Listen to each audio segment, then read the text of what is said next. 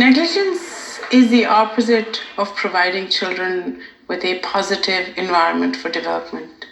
There are many ways we see negligence. We see negligence occurring when children's basic needs are not met for food, for nutrition, for health. We see negligence when children's basic sanitation needs are unmet, and we see an increase in diarrhea diseases.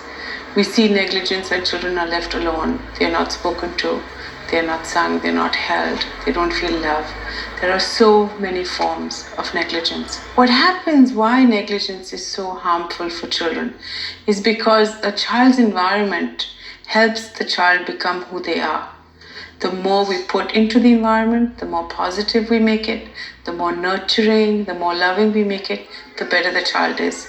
Every time we don't have that, then the child is devoid of that stimulation, of that environmental input.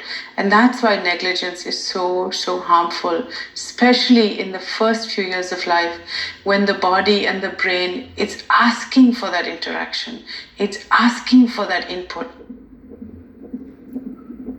The brain actually starts to form just a few weeks after conception. So over the 9 months of pregnancy, the brain gradually develops to the point that at birth, in a full-term pregnancy, the brain looks remarkably like that of an adult, just much smaller.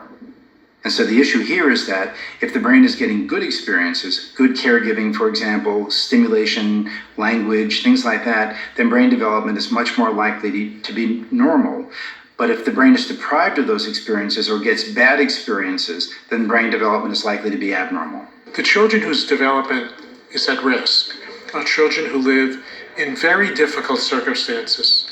Not a bad day here, a bad day there, but chronic, constant days, weeks, months, years, where there's very little positive interaction, where the level of stress is so high, particularly for people in deep poverty or in violent environments or dealing with serious mental illness like depression or substance abuse, where there's no time left to think about next week or tomorrow. It's trying to getting through the day.